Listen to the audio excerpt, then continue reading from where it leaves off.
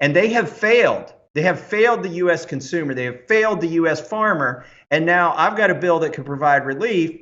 And the argument that I'm being given is it's unfair to our foreign trade partners. Give me a break. I'm Dr. Duke with The New American, and really happy to be joined again today by Congressman Tom Massie from the great state of Kentucky. Tom, thanks for joining us. Thanks for having me on. You know, you have had a really interesting last couple of years, and we're going to get to that a little bit later. I do want to, very interested to see that you have put one of the members putting forth the PRIME Act. Can you tell us what PRIME stands for and what's the idea behind the proposed legislation? Sure. I wrote this bill 5 years ago on Joel Salatin's farm with the help of a Tennessee legislator.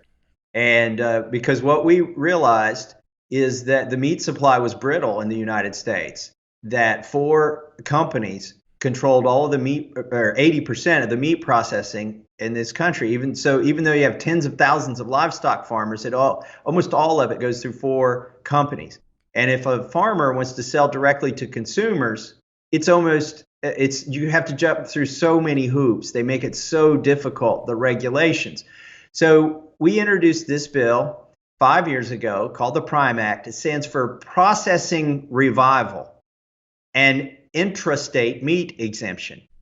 Now, at the time, I thought it was a somewhat ridiculous acronym, and who would care about processing, right? Everybody thought processing was data processing until they went to the supermarket and found shortages and higher prices in the meat department. In some cases, rationing in the meat department.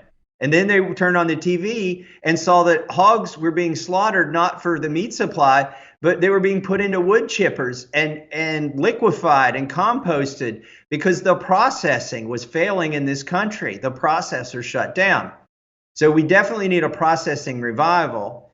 And the constitutional hook in my bill is the fact that the exemption that I provide to the regulations only applies to intrastate commerce.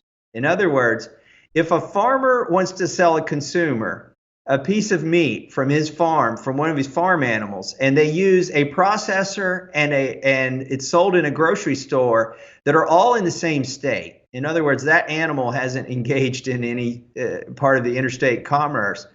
Then what authority does the USDA have to stop that sale between willing buyer and willing seller? So my bill is pretty simple. It expands a loophole that already exists. Okay, there's a loophole that allows you to use a custom processor if you own the animal. Okay, and a lot of people actually use this loophole. They've got either they're a big enough family, or they go in with a few friends and they buy an animal and they share it on the halves. And since they own the animal and they purchased it by the live weight, there's the federal government will still allow you to butcher your own animal, right? So that's the only exemption that exists right now for beef, pork, and lamb. And I'm just saying, since nobody has gotten sick eating a whole cow or a half a cow, let the farmer sell them a hamburger instead of a whole cow, right? That's what my bill would do. I really love the prime. I know you're skeptical about the name, but do you think of prime rib? You think of prime beef. I think it really worked out quite well. Let me ask you. There's one other marketing coup here in this PRIME Act. My sponsor in the Senate. So I developed this bill and I took it over to the Senate, and Senator Rand Paul was happy to introduce it. And I said, but Rand, you don't have the right name for this bill. I need to talk to Angus King. And so believe it or not, Senator Angus King is an independent and he caucuses with the Democrats, but he's from a rural state and he has a lot of constituents who understand this issue. And he introduced the bill in the Senate. And so now we're up to Senator Angus King, Senator Rand Paul, and 4 other senators, both of the senators from Tennessee and both of the senators from North Dakota are sponsors of this bill. And then in the House, we have 43 co-sponsors. I'm calling it polypartisan because we have an independent, a Republican, a Democrat, and a Libertarian. I can't stop thinking of Prime Angus, right? Yes, Angus King. That's great stuff. Let me ask you, I'm not a hunter myself, but every fall in Wisconsin, we're a big hunting state, I see hunters bring their deer, and I assume because they've shot them, they own them, right? and they're able to Yes. get that processed, and they're able to wheel it out, and the federal government has nothing to do with that. Is that related to this somehow? It's you would use the exact same processor. So there's some of these processors that may only be open during deer season, right?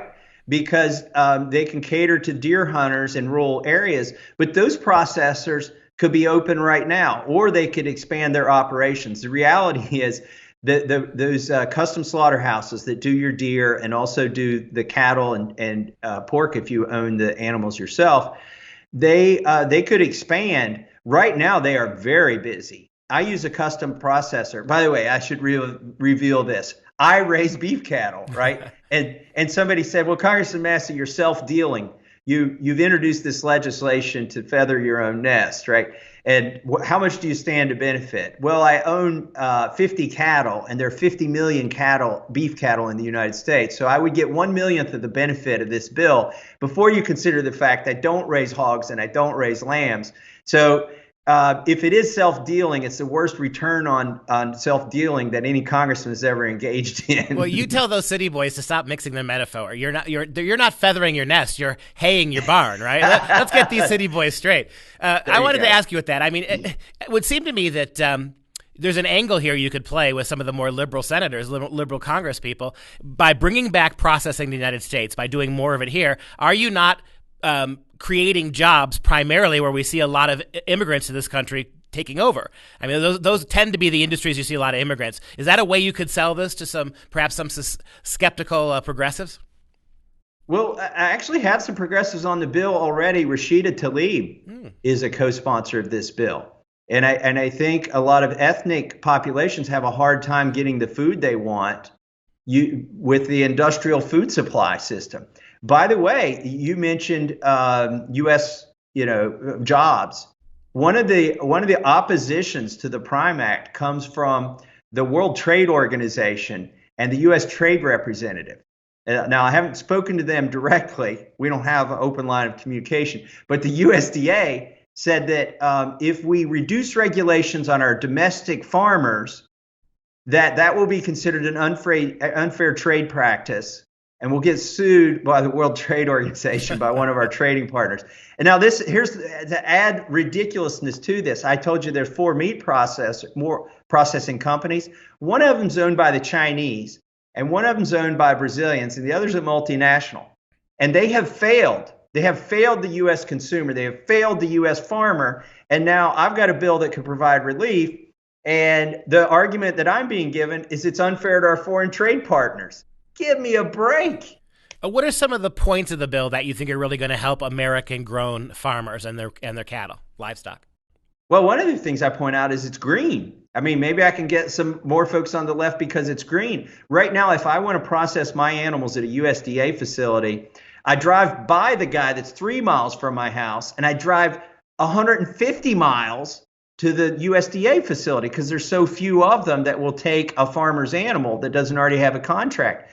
So it's green, it's sustainable. It will enrich your local economy. The money doesn't go out of the state or out of the country. It all stays in the community. And it's also more humane. You can go to the farm. You can drive by the farm where the animal came from. Do you like how the farmer treats his animals? Does it smell good or does it smell bad? Whatever. And then you could also go to the processor. Your kids are going to go to school with the guy that works at the processing facility. You're going to know if something's up there, and you've got accountability. There's no way to know when you bite into a hamburger from the supermarket where that animal came from. You might not even know what country it came from. It might be 600 animals combined. Like I'm saying, it's all beef, but 600 different cattle. When you get your meat from the local supplier, you know what animal it came from. You know the farmer that raised it. And by the way, big batches are inherently less safe than small batches. We all know that. When you cook at home, the odds of you screwing it up are pretty small because you're looking at all the details. Congressman, we only got about 30 seconds left to go. I'm really glad to hear that you have bipartisan support. That's really important. What do you see as the hurdles for your bill in the next few months? I need to get more co-sponsors. So if your listeners can call their congressman, by the way, there's 3 people to call. You've got 1 U.S. representative and 2 senators. Call those three. Don't bother calling Nancy Pelosi. She called me a dangerous nuisance. Call the people that you can vote for, even if you're represented by a Democrat. So I've got Democrats on this bill. They might be able to get right on this bill. Well, everybody's got to eat, and I know the Democrats like their steaks too. So thank you for this hard work. We appreciate your effort. Thanks for having me on.